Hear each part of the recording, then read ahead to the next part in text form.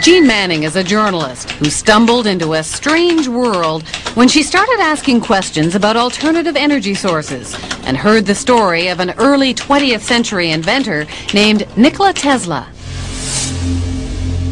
Tesla is almost a cult hero and an overlooked genius, and he has so many inventions that are at the basis of technologies that we have today. She went to a conference on Tesla and had a close encounter with a mysterious scientific researcher who became her deep throat, her Mr. X.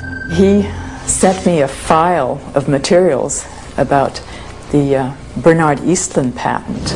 About a month ago, the U.S. Patent Office granted a patent to a Houston-based scientist, Dr. Bernard Eastlund, for an invention which, Dr. Eastlund says, could be used to change the weather. Dr. Eastlund says the invention could also be used to disrupt communications all over the world and might be used to destroy or deflect a missile attack. The Eastlund patents had the ring of the mad scientist aspect of Tesla. Tesla talked about this Tesla shield around the planet and talked about particle beam weaponry, something called a death ray. Death ray? Jean wasn't sure where all this was leading until Mr. X called again. And he said, the maniacs are actually going to do it up in Alaska. Mr. X's maniacs were in the U.S. Pentagon, and he was convinced they were conspiring to build Bernard Eastlund's Sky Zapper under the guise of a nice little research project deep in the Alaskan bush called HARP.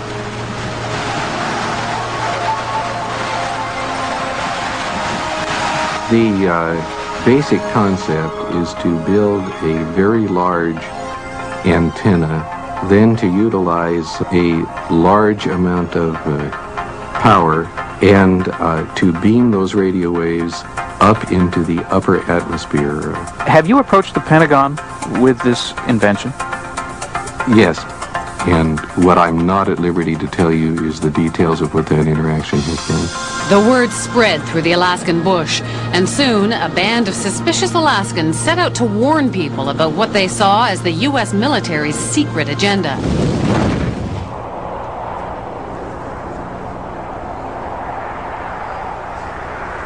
And what you have with HARP is sort of the universal hammer for geophysical warfare. Nick Begich is the chief conspiracy theorist. So when did you know that you were onto something?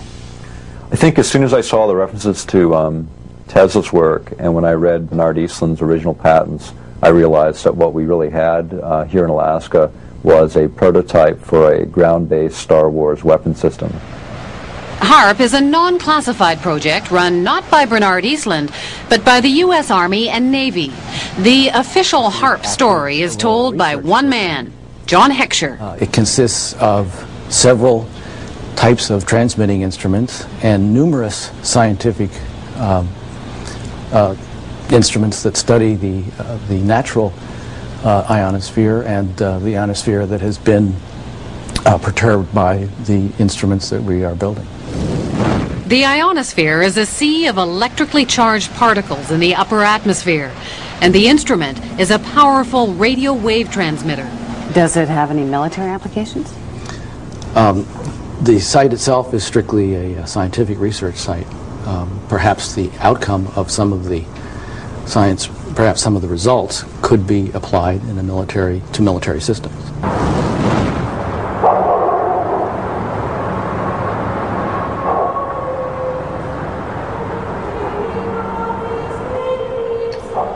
Just a little physics project? Jim Roderick isn't buying it. He's been gunning for the real goods on HARP, and his weapon is the internet. The military is incapable of doing pure science. Science is conducted by them for application in weapon systems, for no other reasons. From his shack in the middle of an Alaskan village, Jim and his co-conspirators around the globe have been tapping into databases. They've dredged up hundreds of long-buried scientific reports and even some internal documents from the military. They call it the world's first techno-protest, and they did it all on the military's own baby, the net. Plans for HARP activities correlate with projections of what can be done in the Eastland patents. It's that simple. So it's not a coincidence? It's not a coincidence.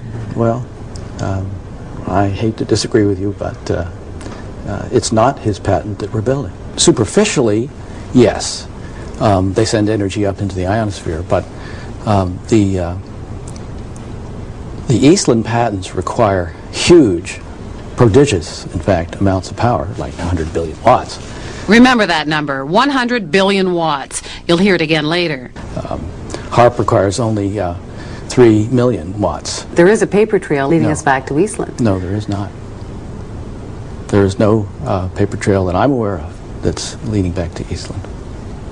Eastland used to be an employee of the company which is building HARP, but that's pure coincidence. Is it also a coincidence that the tiny company that owned Eastland's patents was later swallowed up by an enormous military intelligence firm called E-Systems? 2.1 billion in annual sales, 1.8 billion of that, with a B, was to military intelligence groups, CIA, NSA, and others. And of that, 800 million were black projects, so secret that even the United States Congress didn't know what they were. E-Systems was then swallowed up by Raytheon Corporation. It too specializes in super secret contracts with the Pentagon. Why would Raytheon be so excited about this? Well, it's a ground-based Star Wars weapon prototype. For them, it represents potentially billions and billions of dollars. So how would you describe this world of E-Systems and Raytheon and HARP? Dark.